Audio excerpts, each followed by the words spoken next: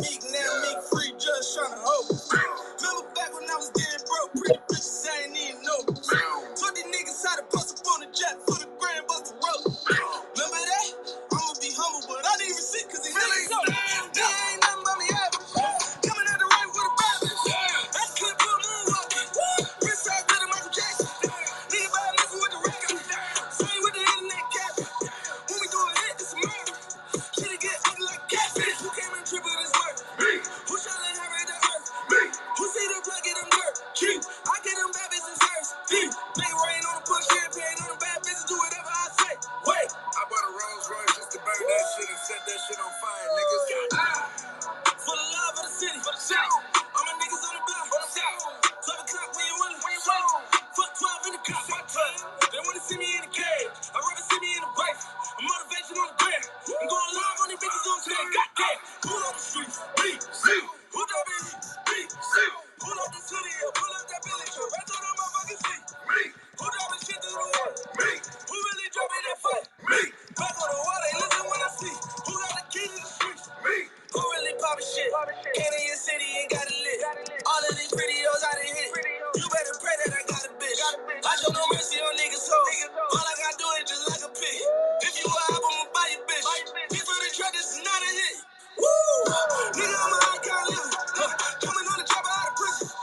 Put the supermodels on the visit. I'ma let a lobby get a picture. Fit the door, ring the door, ring the door. Tell you how I came to a kiss. I can smell rat leaf snitching. Touchdown in the back to the finish. Who they say dropping that work? Who hit them bad bitches first? Who tried to 50 a verse? Who rappers still get you murked?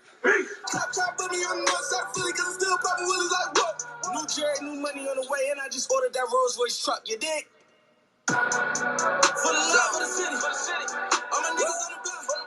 Show time when you willing. Fuck 12 in the cop. They wanna see me in the cage. I'd rather see me in the break. I'm motivation on the ground. I'm going live on the bitches on stage. Goddamn. Pull up the streets. Me. Who dropping heat? Me. Pull up the city. Pull up that Billy truck. Right through the motherfucking feet. Me. Who dropping shit through the water? Me. Who really dropping that fight? Me. Back on the water. Listen when I speak. Who got the key to the streets? Me. PHI, double LY. He that guy. Never gonna lie. Forever be fly. I've been that nigga. Yo, what's up, Andrew? How are you, man? GM. We living in California, man. How's the West Coast treating you? I'm not gonna lie, it's a little cloudy and a little rainy. I feel like I live in Seattle right now. Seattle people are built different, man. I don't know how they deal with that weather. Not gonna lie, but waiting for Hashflow to join, bro. Like, you know, where they at? That's the question. You know, You mean MoonPay? Trying to loop them in and see where they're at. But I guess we'll just be patient. You know, this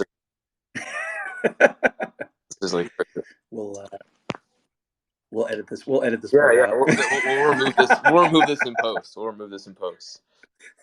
Fix it in post. My favorite, by the way, one of my favorite lines on any production is "Fix it in pre." Yep. We got AJ. What's up, AJ? How you doing, bro? Legend. We're waiting for like Keith and we're waiting for Hashflow. So we only have like 30 minutes too. So this is going to be like on the quicker side. Yeah, we'll give him a beat. I feel like maybe play the song again. Yeah. Let's listen to Meek one more time. That's a good. I appreciate a little Meek. All right, yeah. Let's run it back. I like it. Might get a little here. We'll see. King's back. Showtime. Meek time. It's Meek time. For the love of the city. All my niggas on the block.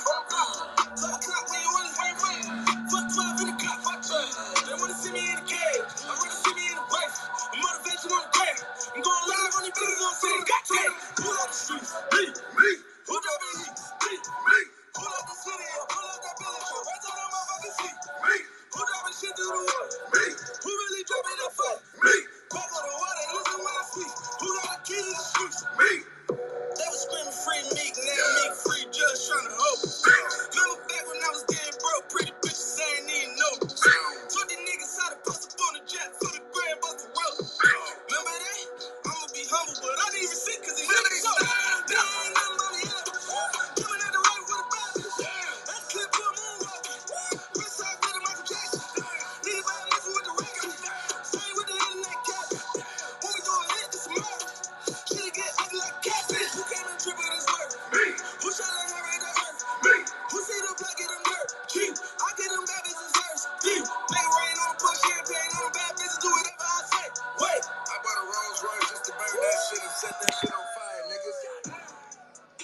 Yo, what's up, Keith? How are you, man? If you're out, you might be on mute, sir. I can't Oh, hear you. sorry about that. I apologize. I was just going meeting to meeting to meeting to meeting to meeting, and this was the first break I had, so I apologize for running a few minutes late. No, I can't even imagine what it's like. When you get the title of president in your name, your schedule might be looking a little different than the rest of us here. But Well, yeah, I'm excited. By the way, I'm excited to be here, and thank you. I love that we're doing this, and I love our partnership is being announced publicly now, I love that we can have this conversation today. So, I appreciate it, regardless of what my title is. hey, Keith, look, we appreciate you, man. You're one of the people who are actually literally bridging the gap between Web2 and Web3, bringing on the masses, making it easier to acquire some of these digital assets. So really, really appreciate you, sir. So should we jump into it? Like, I mean, I don't know how you have this formatted, but I'm totally comfortable with whatever format you guys want, right? Like we could go in, and I didn't have a chance to So really Keith, review the questions or anything, so I don't know what's coming my way. yeah. So usually the way we start is we do name, favorite NFT, seed phrase, social security number, retina scan, and then we usually kick into the Oh, questions. But we amazing. can we could just start with an Well, intro if you hold on, want. hold on. Let me get my seed phrase then, right? Like I'll let me start with that, right? Like no problem. And then and social security, no problem. But no, I mean, my name is Keith Grossman. I'm the president of enterprise over here at MoonPay. I've been at MoonPay for a little over 4 months now, which wow, I cannot believe. Actually, 5 months, I think, to be exact. I joined January 2nd. Previously, I was at Time, where I was the president of Time, and then prior to that was at Bloomberg and Wired and Ars Technica. And so, a pleasure to have me here. Thank you so much for being here, Keith. We're excited. We know we've got a little bit of limited time with you, so Alan, why don't we jump in and start asking Keith the juicy Yeah, here, deets? Keith, we got some good questions for you, man. So we'll dive right. Okay. The first one I have for you is, which countries are building the best infrastructure for mainstream crypto adoption, in your opinion? And, what else do you think they could maybe be doing to expedite this? You know, countries are interesting, right? Like because there is unbelievable technology emerging everywhere, right? And like I don't. There's no country in particular that I think is doing everything perfectly. I think that there are countries that are adopting technologies differently, and there are countries that are approaching sort of the evolution of the space differently. And products that you have with Hashflow and that, like we have with MoonPay differently. Whether it's, the infrastructure, which is very popular in some countries, or whether it's, the fiat on ramps, which is very popular in some countries. It also, I think, depends on, what is the like reality of the country itself, right? So when you're the United States or you're a Western European country, so to speak, and you have very stable sort of currency, and that's I know obviously debatable within this group, right? Like, but it's not Argentinian currency, right? That's fluctuating tremendously. You have different needs for what the ecosystem can provide, and so like what we are seeing though is I think that um, uh, the I would say established first world countries, the biggest players like the U.S. Are coming to grips with the reality of crypto. You're seeing that there's a lot of legislation being sort of discussed. There's a lot of debates happening. I honestly think it looks like crypto is becoming a wedge issue, right, between political parties. On one end, you have Elizabeth Warren saying she's going to establish a war on crypto. On the other end, you have Ted Cruz saying that he's buying Bitcoin every Monday, right? And so, like, it's really interesting to see this sort of play out. But my view of the space is you can't really legislate the flow of the technology. Like the technology's out of the bag, right? The same thing goes with like things like GPT technology, right? It's out of the bag. And so now the question is how do you, evolve with it responsibly? and put into place protections for consumers, right? And clarity for businesses. Yeah, 100%. 100%. Go ahead. Sorry. No. I mean, I agree with everything you say. I mean, I think, one of the things that I found interesting, I mean, I knew who you were pre-crypto because, you and I both come from kind of media and entertainment backgrounds. One of the things that I've been just very impressed by on the MoonPay front and, yourself, Tom Campone, all these great folks over there is you seem to understand this notion of, leveraging media and entertainment is a great way to drive mass awareness, is a great way to drive interest. I, as a marketer, I think of this oftentimes as just kind of upper funnel activity, but I thought it would be good for maybe you to talk a little bit about just the strong relationships that you guys have had with leaders in not just the crypto native space, but also in traditional art, traditional entertainment, music, and fashion, and just a little bit maybe about how that came to be, how that's helping you guys drive mass adoption, even just mass awareness. Because I haven't seen a lot of folks in the space, following a similar playbook. So it's definitely been something that I've kept an eye on. Sure. I mean, first off, I love that you bring up Tom Capone. Tom and I have known each other for quite a bit of time. I've known him since he was at CAA. I love that he's at MoonPay. I love that he's on my team. He's just a great guy in general.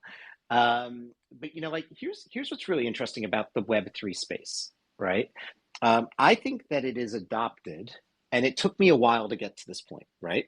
But I think that it is adopted first by culture, and then second by utility. And by utility, I don't mean the utility that is applied to PFP programs or collectibles or anything of that nature. What I mean is if you think about sort of how the space evolves, right, as it relates to NFTs, let's step back for a second and just look at it as if it's tokenization, right? If you look at the media world, right, it was very apparent to me very early on that anything analog that could be digitized would be digitized, right? That rationale was so clear. And by the way, Andrew, I haven't said that in years, right? And it's really interesting to see, right? Anything that could be digitized ultimately is digitized. And then it was so obvious that media to me was going to go through this major disruption, because when it is digitized, what you find is that the innovator's dilemma sort of takes place, which is a lower margin alternative is presented to the consumer of equal value from what the higher margin sort of offering was. And in that world, the higher margin offering is not compelling enough to retain the consumer. So what do I mean by that? If you look at the CPMs, the cost per reaching 1,000 people in print, in magazines, right? That CPM was very high. It was $100. If you look at the CPM of reaching an audience on digital, right? In the same brand and the same property, let's say Time Magazine versus Time.com, it was $15, right? And so the question really is, from a marketing perspective, is it better to spend the $100 CPM for the print reader, or is it better to spend, the $15 CPM for the digital reader? And is there really an incremental sort of value proposition that moves forward? So why am I saying that? Because if anything that could be digitized is digitized, what I actually think is going to happen with this evolution is anything that can be tokenized will be tokenized, right? And I think that people are confusing and conflating what's happening with GPT technologies and metaverse and immersive experiences and VR and AR. It's all one big evolution. This is all Web3. It's almost like the complete revolution and evolution of the internet, all of them coming together. And the easiest way for you to think about that is the New York Times the other day published an article that said, can you trust this picture? And it was because the picture wasn't real. It was actually generated by AI. And I jokingly said, wrote back in a tweet, and I said, gee, I wish that there was some immutable single source of truth that we could trust to verify that. Google/ChatGPT, what is blockchain technology? And I think that what people are going to start to see is one of the responsibilities of big brands over time as AI proliferates is going to be to ensure that they have the right safeties and controls and securities to be able to verify that they have published something, right, in a manner. So ultimately, when I think about the space, I think it divides into two distinct camps as it relates to blockchain technology. A visible camp to the consumer, which is things like collectibles and art, which is what everyone knows. Fernando, and some great timepiece artists in the audience and some great photographers.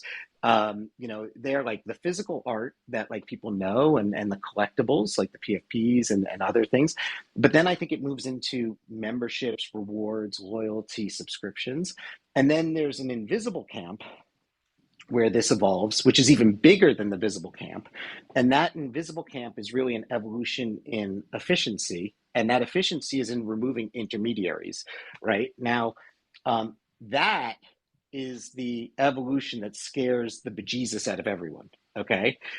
Because when you think about what does removing intermediaries mean, it means like changing the entire banking system, right? Changing, the way in which real estate deeds are managed, removing and changing sort of the way medical records can be distributed, how driver's licenses can be distributed, how money can be distributed, right? Like it literally, like when you think about all of the intermediaries or the touch points that are removed when you replace sort of trust with truth, like you all of a sudden find that like this is a powerful, powerful evolution that is going to take place. Now, that revolution is happening. It's going to happen, right? It's just a matter of when. Like no one's going to make a choice to enter into Web3 the same way that you don't make a choice to like get a high definition television. You just now have a high definition television. By the way, Ed Balloon just entered into the space, so I'm a little distracted now by the good looks of his PFP. Ed, I'm about to say something when No. Keith's done,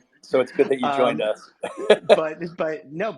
but you see now that Ed has taken me off of track for a second. But the reason that I highlight all of this in what I see in terms of the path forward here is that the bigger the change is to an industry, the more money that is at risk, the more sort of resistance you will have to that change. And so the easier path forward, to answer your question, Andrew, and this was the world's most long-winded answer, but I think it was helpful, I hope it was helpful, is to go in through culture first, right? And the example that you see in that is if you watch how Steve Jobs launched the iPhone, right? Like the iPhone came out, and I remember when I was at Wired, like the IT department at Condé Nast was like, sorry, you can't have it. It's a consumer product.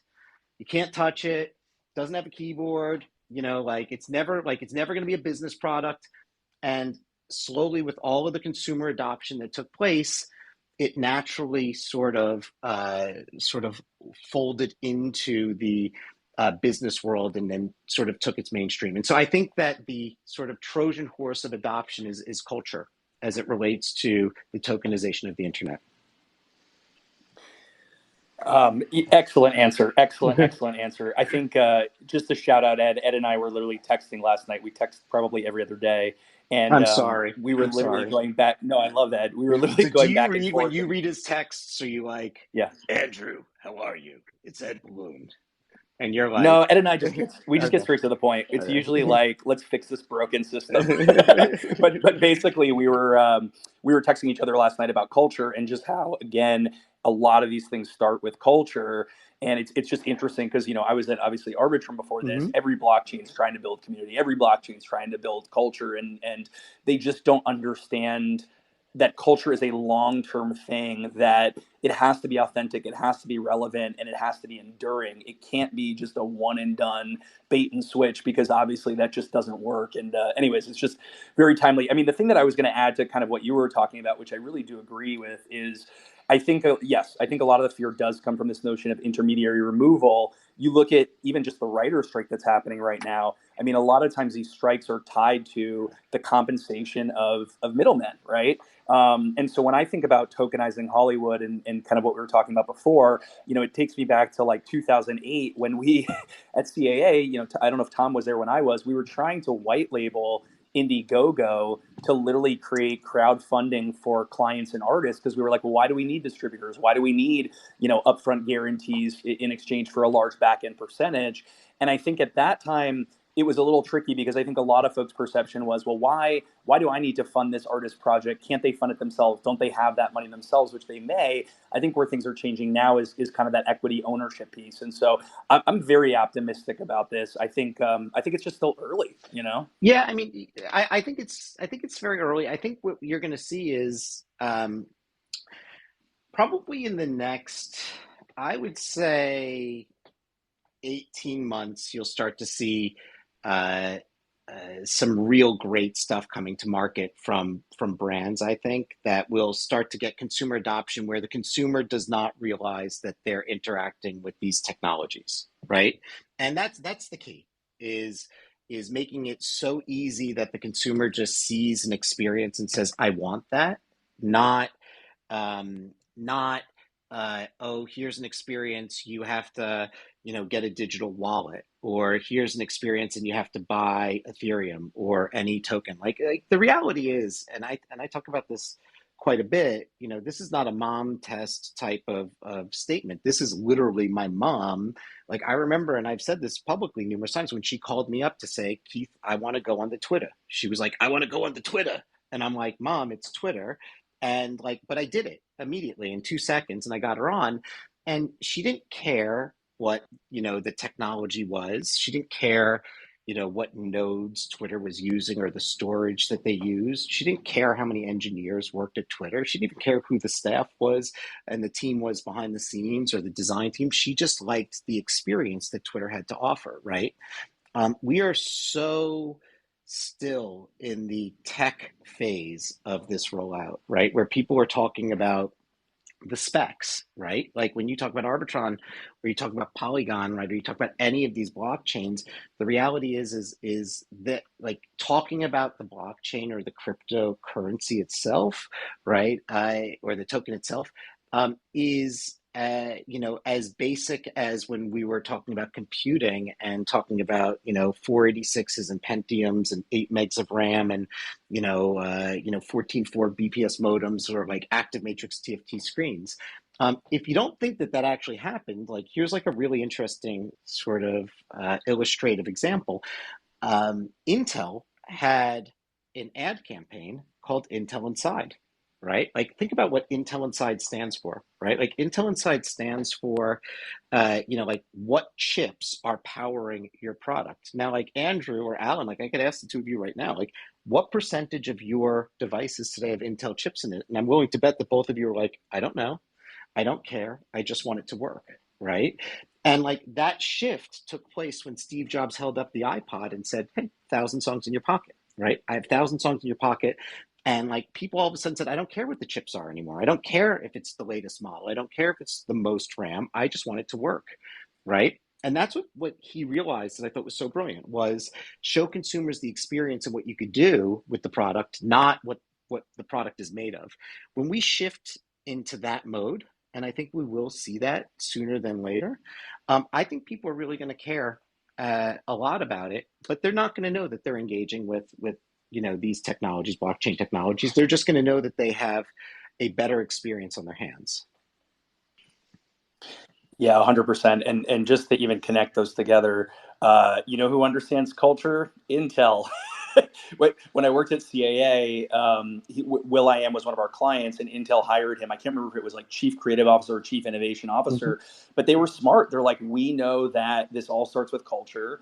And they basically put him, in a formalized relationship. And a lot of it was picking his brain and trying to figure out, how do we enter this space authentically, or what should we do here, or even just bring us big ideas. But it is interesting to see how, some of these Web2 brands, even folks like Intel, to your point, that might not be as consumer facing, are really leveraging culture in meaningful ways. Yeah.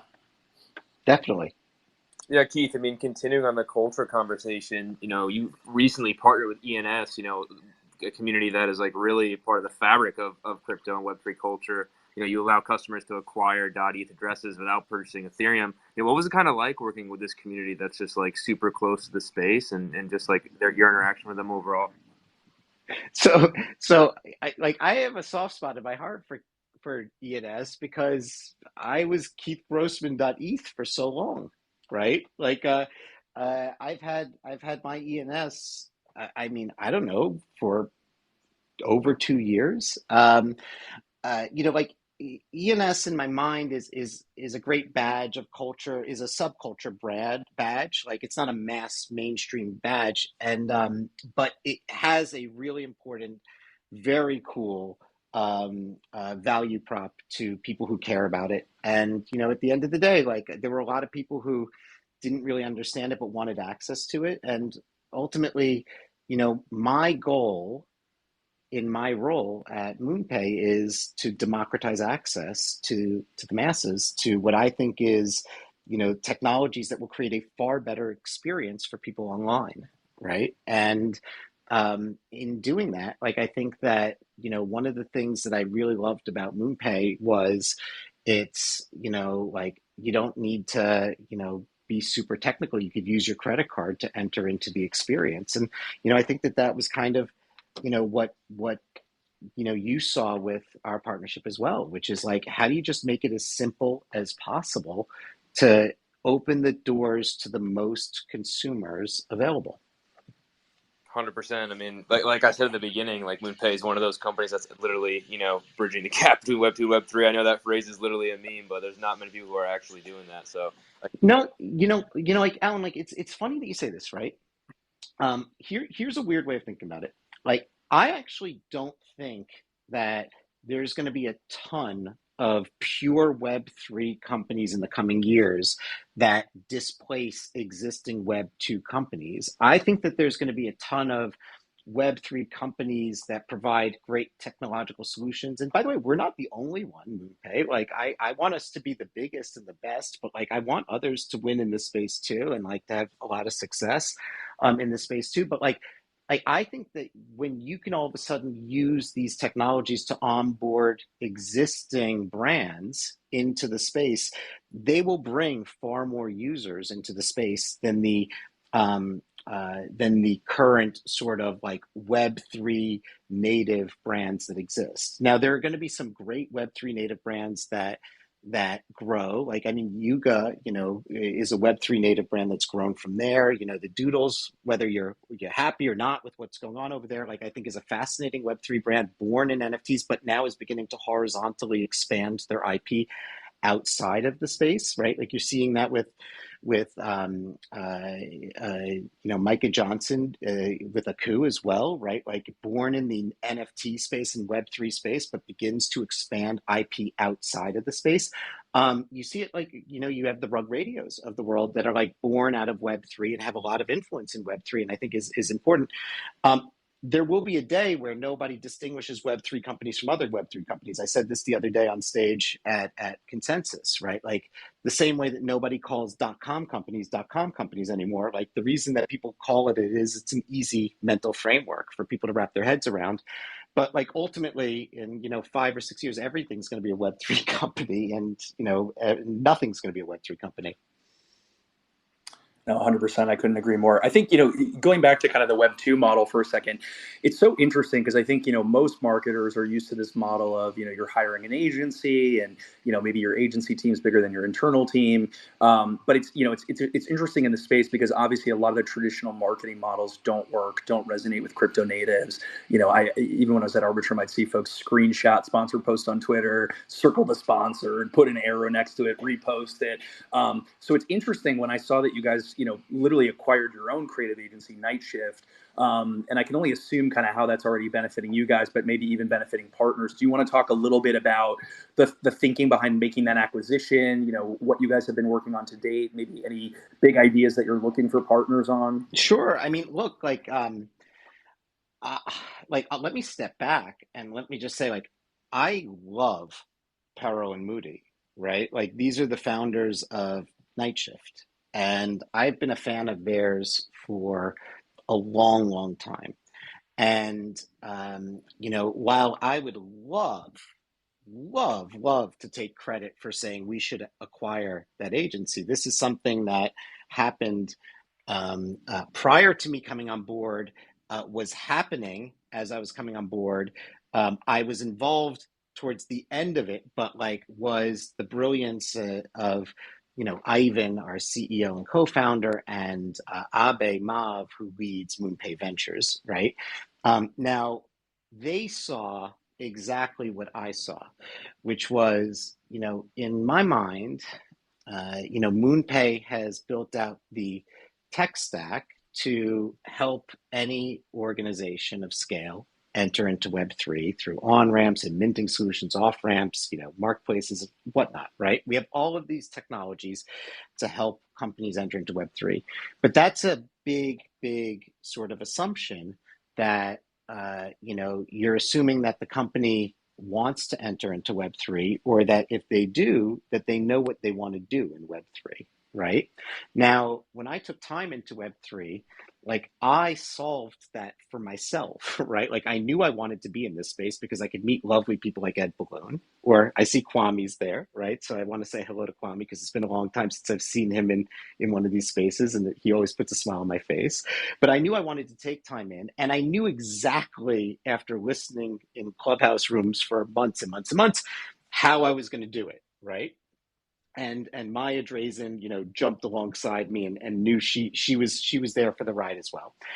Like what MoonPay didn't have prior to the acquisition was it didn't have any component at scale to be able to convince somebody why they should enter into Web3 and how they can actually affix it to their existing ecosystem, so that way they can successfully evolve into Web3. And so what Other Life actually solves for, and the reason I say Other Life is because, you know, Night Shift shifted its name to Other Life, you know, after the acquisition, was it solved for that beginning phase, which was, look, something interesting is happening over here, right? Let us explain to you what's happening. Let us help you with ideation and strategy. Let us help you with front-end development work, right, that you might need to connect into the ecosystem. And then, by the way, we have all of this technology that can help you navigate your evolution into Web3. Now, why is that important? So crypto today, if you look at it, and Web3 today, if you look at it, is kind of in a trust crisis, right? Like if I literally went to any marketer, right? And, you know, Andrew, you know this from your days at CAA, but like if I went to any marketer and I was like, you want to see great stuff in crypto, you know, Web3 space, trust us, like that alone is not enough, right? With time, I can say trust is the basis for, you know, the brand. You know, my goal and my hope is that MoonPay becomes an unbelievably trusted brand within this space for people to evolve with. But our reality is that when you step back and you look at like where's MoonPay's distinct advantage in this ecosystem as we're beginning to expand, it's really in just three things: stability, right? You know, we had a massive Series A, which like it's public, so I could reference it, right? And so that gives us the runway for our partners to know that we're going to be around for the next few years, regardless of how long this goes. And so you can build with us. Strength, right? Like we're hiring and we are, you know, investing in ourselves. Like you see, you know, I come on board, Asif Herji, our COO and president, you know, comes on board from Coinbase. Lindsay Haswell comes on board from, you know, chief legal officer of blockchain.com and formerly of Uber. You know, we acquired this agency. We have other announcements that we'll be making in the coming weeks. And convenience, right? Like our ability to be a one-stop shop for people, right? And I think that when you affix convenience to stability, that's a really big superpower in addition to everything else, which is clients don't have to go through and say, hey, I'm going to have to put 15 different people through compliance checks, right? I could do this once and know that I can partner with you. Yeah, one thing I just wanted to kind of call out, Keith, that you pointed to, but I think it's valuable for folks in the audience. Like I know there's a lot of folks here that are builders, you know, co-founders in their own right. But I think like one of the things that a lot of folks don't understand is as a marketer, even as a marketer in Web3, when you're building, whether that's kind of your data platforms or your social integrations, or even something as stupid as kind of your link in bio, you are taking into account like is this company going to be around in 12 months? Is this company going to be around in 3 years? Because when that technology gets depreciated out of necessity, that creates pain points and that creates friction. And so I think like one piece of advice I would give to almost anyone here is, if you're trying to approach marketers in Web3, or you're trying to approach, big Web2 brands, make sure they understand what your roadmap looks like and what that stability looks like. Because when a company comes to me and says, look, I can guarantee you we're going to be around for 4 years, I'm more likely to work with them, even if the technology is superior with another partner that I can't get that guarantee from. So I think it's a good call out. Yeah, no, I mean, I agree with you. And the other thing when it comes to convenience is something that Mike Bloomberg used to say to me all the time, which was, with the Bloomberg terminal, anyone could do one thing better than the Bloomberg terminal, but nobody could do 40,000 things better than the Bloomberg terminal. And so like, as we look at the sort of landscape, like my view is like, we want to be best in class everywhere, but if somebody could match us on one vertical, right, and say that they're better than MoonPay in one vertical, it's okay, right? Because we want to play the horizontal game, right? Like we want to be convenience for our partners. Keith, I also just want to ask you, you mentioned the team that is around you. You appointed the former Coinbase COO. What have you learned from him so far? Coinbase is pretty known to be a crypto juggernaut. So just kind of curious about your POV. So I even appointed him. I did not appoint him. Asif was very involved in my hiring, and Asif is amazing on every level. What I will say is, when I look at sort of the executive team, right, what I really am enjoying and having a lot of fun with, hopefully you could hear it in my voice, is all of us have completely different skill sets, right? So I couldn't do what Asif does. I couldn't do what Max does. I couldn't do what Z does or what Lindsay does, or what Ivan does at times. And all of us couldn't do each other's jobs. And so like all of us come to problems with like different perspectives, but like we all are very complementary to each other. And so I think it's a really nice sort of group that has come together. Asif has I mean, if you know his background, it's just absolutely incredible. Like he was the CEO of TD Ameritrade. Like, I mean, the guy could have retired at like 27. He's just a phenom on every level. And I think where he has been great is in focusing the organization and like helping us really start to get ourselves going, in a great path forward as we wade through sort of all the changes that are taking place on a day-to-day basis. Bullish. Look, I will say this: I'm very bullish, right? And like I like moments like this. Like you have to remember, in my career, Yeah. I started at Wired in 2002, right? Like you couldn't Wow. have had a shittier year to start at Wired in, right? Like I went back to Wired, right, in 2008. You couldn't have had a worse year. Like every time I go into a space, I like to go into spaces when everyone's like, why would you do that? Are you insane? Right? Like I know, by the way, I see Julia Morella's in the audience and she runs comms for us. She's totally going to get angry at me for cursing in this. So I apologize. But like, she's, like I would He's just keeping it real, Julia. No, I know. No, being his authentic self. I thank you. Thank you so much for the defense up here. No, but like, I think it's really important is like, I have a very strong thesis as to why this is taking place. And I know that a lot of people in this room have that same strong thesis. And I sort of outlined it in the beginning. And so like, it doesn't matter to me what is currently reported on the space is, right, because I actually can see the proof points that keep reaffirming my belief that anything that can be tokenized will be tokenized. And then I keep seeing new technologies layer on top that creates the importance for that foundational basis, right? And so like, to me, it doesn't matter. Like, I know that the tide will change, that people will understand how this is all coming together with enough time. But I like these moments in time where like we're all the crazy people on the hilltop screaming, don't you see this? Don't you see this? All right. Well, Keith, listen, it's been an absolute pleasure. We know how busy you are, so I'll do one more and then we'll let you on your merry way. Yesterday, big day for MoonPay. You guys announced the new app. Congrats to you. The devs did something. Shout out to the devs. Was just wondering, could you talk a little bit about what inspired that move? how it's impacting MoonPay's business, today and tomorrow. But would love to just get a little bit more alpha in addition to the fact that Ivan knows how to make good hires. No, look, like Ivan does know how to make good hires, and we're really excited about the MoonPay app, which you could download in both, the Android store and the Apple store.